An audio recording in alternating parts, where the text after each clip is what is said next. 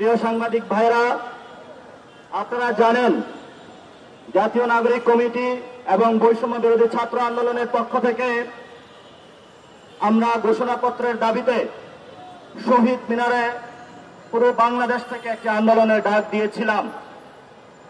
কিন্তু সেখানে আমরা দেখেছিলাম বিভিন্ন রাজনৈতিক দলের দ্বিধাদ্বন্দ্ব, উপদেষ্টা মহলের দ্বিধাদ্বন্দ্বের ক্ষেত্রে বাংলাদেশের মানুষের যারা শহীদ হয়েছেন, যারা আহত হয়েছেন, তাদের রক্তের দাগের যে লিখিত কালাম, তাদের রক্তের দাগের যে লিখিত ভাষা, সেই ভাষাটা আজ পর্যন্ত আমরা বুঝে পাইনি। কিন্তু আপনারা যখন আবার রাজপথে নেমে এসেছেন, জুলাই গণঅভ্যুত্থানের যে সরকার, ইন্টারিম গভর্নমেন্ট, তারা তাদের সেই 5 তারিখের রিএনেক্টমেন্টে ফিরে গিয়ে গতকালকে তারা আমাদেরকে প্রতিশ্রুতি দিয়েছে যে আগামী 30 কার্য দিবসের মধ্যে জুলাই ঘোষণাপত্র ঘোষিত তারা করবে। এবং সেই ক্ষেত্রে আমরা এই 30 কার্য দিবসের মধ্যে ইন্টারিম গভর্নমেন্টকে লাস্টবার হুঁশিয়ার করে দিতে চাই, এইবার যদি কোনো হেলাফেলা করা হয়, বিভিন্ন রাজনৈতিক দলের যে দ্বিধাদ্বন্দ্ব রয়েছে, সেই ক্ষেত্রে যদি আপনারা মাথা নিচু করেন, জনতা কিন্তু এবার যমুনার এখানে রাজস্বিক বড় অবস্থান নিয়েছিল, আমরা কিন্তু পরে যমুনার সামনে বসে থাকবো না, যমুনার ভিতরে যেতে ইনশাল্লাহ আমরা বাধ্য হব। আপনারা দেখেছেন বাংলাদেশের জনগণ আমাদের শক্তি, এই শক্তিকে ভর কেন্দ্র করে কিন্তু আমরা গণভবনে গিয়েছিলাম। এই জনগণ কিন্তু পার্লামেন্টে গিয়েছিল, কিন্তু এখনো যারা সচিবালয়ে, স্কুল, কলেজ, ইউনিভার্সিটিতে, ক্যান্টনমেন্টে, বিভিন্ন জায়গায় আওয়ামী লীগের প্রেতাত্মা হিসেবে কাজ করে যাচ্ছে, মুজিববাদী আদর্শের কাজ করে যাচ্ছে, আমরা তাদেরকে শেষবারের মতন হুঁশিয়ার করে দিতে চাই। আসুন দেখুন, আজকে রায় হয়েছে, দল নিষিদ্ধ হয়েছে, আপনাদের বোধোদয় হওয়া উচিত। আপনাদের যারা শহীদ হয়েছে তাদের রক্তের দিকে তাকানো উচিত। যদি মানুষ হিসাবে বসবাস করতে চান বাংলাদেশে, অবশ্যই আপনাদেরকে মুজিববাদী আদর্শ ছেড়ে জনগণের কাতারে নেমে আসতে হবে। আপনি সচিব পরিচয়ের আগে আপনার পরিচয়, আপনি বাংলাদেশের একজন সিটিজেন। আপনি ট্যাক্সের টাকা নিয়ে আপনার সন্তানকে লেখাপড়া করান, আপনার ফ্যামিলি চলে বাজার করেন, কিন্তু সেখানে যদি কোনো আওয়ামী ফ্যাসিস্টের দুর্নীতির টাকা দিয়ে আপনি স্বপ্ন দেখেন বিদেশে আর কোনো বাড়ি কিনবেন, বাংলাদেশে কোনো সন্ত্রাসের রাজত্ব কায়েম করবেন, বাংলাদেশের মানুষ সচিবালয়ে গিয়ে আপনাকে চেয়ার থেকে টেনে হিঁচড়ে নামাতে বাধ্য হবে। আমরা আরো দেখেছি আমাদের যারা ভাই বন্ধু 5 তারিখে আমাদের একসাথে গণঅভ্যুত্থানে অংশগ্রহণ করেছিল, আজকে রাজনৈতিক তাদের দল বড় হয়ে গিয়েছে দেশের চেয়ে। আমরা তাদেরকে বলবো, হুঁশে ফিরে আসুন। দেখেছেন গতকালকে মানুষ আবার পঙ্গপালের নাই মাঠে নেমেছে, কেউ তাদেরকে বাধা দিতে পারে নাই। এই হুঁশিয়ারের মধ্য দিয়ে আওয়ামী লীগের যে অবস্থা হয়েছে, আমরা চাই না আর বাংলাদেশে কোনো দলের এই অবস্থা হোক। সেই জন্য আমরা বিভিন্ন পক্ষ গোষ্ঠী যারা দল রয়েছে সকলকে বলবো, আপনারা জুলাই ঘোষণাপত্রে সরকার যে উদ্যোগ গ্রহণ করবে, সেই জনতার দস্তখত যেটা রয়েছে তাড়াতাড়ি সেখানে সাইন করে মানুষের হাতে তাদেরকে জুলাই ঘোষণাপত্র বুঝিয়ে দিন। আর নাহলে স্পষ্ট করে ঘোষণা করুন আমরা জুলাই ঘোষণাপত্র চাই না, সেটাও জনতার কাছে করুন, তাহলে জনতার আদালতে আপনাদের বিচার হবে। দ্বিতীয়ত যে বিষয়, আওয়ামী লীগের বিচার কার্য নিয়ে আমরা হেলাফেলা করতে দেখেছি। একটি আন্তর্জাতিক অপরাধ ট্রাইব্যুনাল গঠন হয়েছে, কিন্তু এই পর্যন্ত আমরা তাদের উল্লেখযোগ্য কোন বিচারিক কাজের দৃশ্যমান ব্যবস্থা দেখতে পাইনি। বাংলাদেশে গণ অভ্যুত্থানের পরে এই ধরনের মন্থর গতিতে চলা বিচার ব্যবস্থা আমরা দেখতে চাই না। আপনাদের সামনে একটি সুবর্ণ সুযোগ এসেছে, জনগণের কাছে যান। যদি আপনাদের কোনো টাকা পয়সা লাগে, আমরা জনগণের কাছে গিয়ে টাকা পয়সা তুলে দেব, তারপরেও কাজটা দ্রুত করেন। যদি কোনো সাপোর্ট লাগবে, জনগণ আপনাদেরকে নিয়ে আমরা বিভিন্ন জায়গায় গিয়ে প্রমাণ আমরা কালেক্ট করে দিব, সেটাও আমরা করে দিব, তারপরেও কাজটা দ্রুত করেন। কিন্তু জনগণের সাথে কোনো গাদ্দারি করবেন না।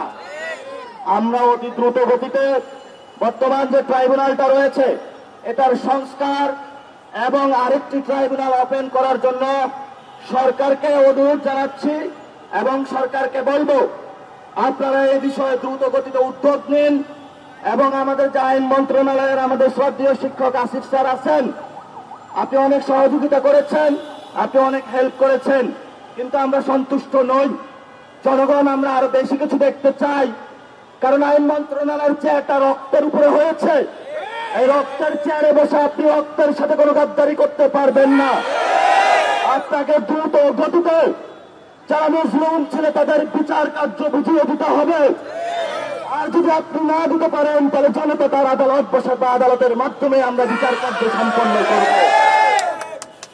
আমরা গত 15 বছরে দেখেছি এই সরকারের সাথে 14 দল নামক একটা বুথ চেপে বসেছিল, যারা ভোট ডাকাতি করেছিল, যারা নিজেরা একই গেমের মধ্যে দিয়ে বিরোধী দল হিসেবে এসেছিল। আওয়ামী লীগের টাকা লোপাটের মধ্যে তারাও অংশীদার হয়েছিল। আওয়ামী লীগ যে হত্যাকাণ্ড চালিয়েছিল তারা একই হত্যাকাণ্ডের সহযোগী বা কোলাবরেটর ছিল। তাদের ব্যাপারে সরকার এখনো কোনো উদ্যোগ গ্রহণ করে নাই। আমরা নির্বাচন কমিশনকে বলবো, জনতা নির্বাচন কমিশনের দিকে আসার আগে আপনারা দ্রুত গতিতে 14 দলকে নিষিদ্ধ আপনারা করুন। যদি আপনারা না করুন, জনতা যেভাবে যমুনার দিকে মার্চ দিয়েছে, আগামীতে নির্বাচন কমিশনের দিকে গিয়ে জনতা কিভাবে 14 দলকে নিষিদ্ধ করতে হয় সেটা আদায় করে নিতে তারা বাধ্য হবে।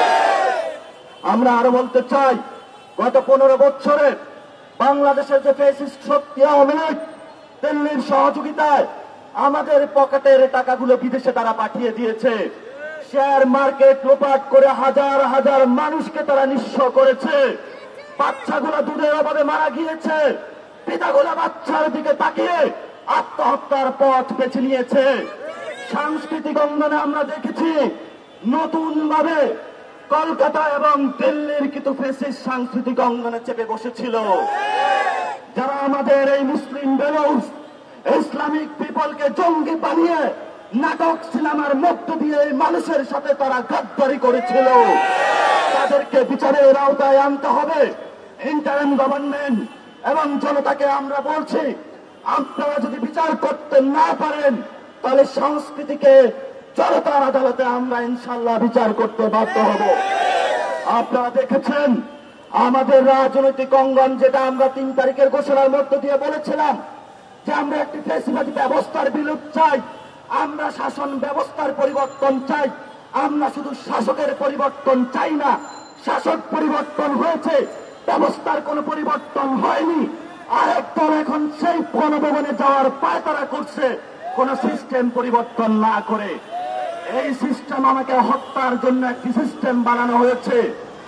এই সংবিধান, যেই সংবিধান আমাদের 2000 লোককে শহীদ হওয়া থেকে বাঁচাতে পারেনি, আমরা মনে করি আগামীতে ওই সংবিধান আমাদের খুনের জন্য দায়ী থাকবে। আমরা বাংলাদেশের মানুষকে আজকের দিনে বলবো, আমাদের আজকে একটি বিজয় এসেছে। আওয়ামী লীগ নিষিদ্ধ হয়েছে, কিন্তু আওয়ামী লীগকে উৎখাত করতে হলে এই বাংলাদেশে মুজিববাদী 72-এর যে সংবিধান রয়েছে সেই সংবিধানকে চিরতরে বাংলাদেশ থেকে মুছে দিতে হবে। জনতার রক্তের প্রতিটি ফোঁটা যে আমরা গণ অভ্যুত্থানে ডেসপাইরেশন এসেছিল, কৃষক, শ্রমিক, মজুর, উনি তাদের প্রত্যেকটি রক্তের দাগ দিয়ে আমরা নতুন করে একটি সংবিধান রচনা করতে চাই। এই সংবিধান গণপরিষদের মধ্য দিয়ে নির্বাচিত হবে। আমরা কোনো আর অ্যামেন্ডমেন্ট খেলা করতে চাই না। এই সংসদে হলো দুর্বৃত্তায়নে যাওয়ার সুযোগ। আপনারা দেখেছেন টাকা করেছে লোপাট, সংসদে গিয়ে তারা লোপাটের টাকাগুলা দিয়ে লাক্সারি স্যুট বানিয়ে নিয়েছে। আমরা সাংবাদিকদেরকে বন্ধুদেরকে বলবো, আপনারা এই বিষয়গুলো জনগণের সামনে উন্মোচন করুন। রাজনৈতিকভাবে, সাংস্কৃতিকভাবে, অর্থনৈতিকভাবে মুজিববাদী শক্তিকে পরাভূত করার জন্য ছাত্র জনতা সবাইকে ঐক্যবদ্ধভাবে সজাগ থাকার জন্য আমরা আহ্বান জানাচ্ছি। জাতীয় নাগরিক পার্টি এক ঐতিহাসিক গণ অভ্যুত্থান থেকে সৃষ্টি হয়েছে। আমরা সেই ঐক্যবদ্ধতার জায়গা থেকে ভবিষ্যৎ বাংলাদেশকে একটি জায়গায় নিয়ে যাওয়ার জন্য তরুণরা ঐক্যবদ্ধ হয়েছি। আপনারা যতই আপনারা ফায়দা করে বিভিন্ন ষড়যন্ত্র করার সৃষ্টি করুন, এই তরুণগুলার বুকে বুকে রক্ত থাকতে এই তরুণগুলা কোনো দুর্নীতির কাছে কম্প্রোমাইজ করবে না। এই তরুণগুলা কোনো দলের কাছে কম্প্রোমাইজ করবে না। এই তরুণগুলা কোনো ফ্যামিলির কাছে কম্প্রোমাইজ করবে না। এই তরুণরা কোনো দেশের সাথে কম্প্রোমাইজ করবেন না।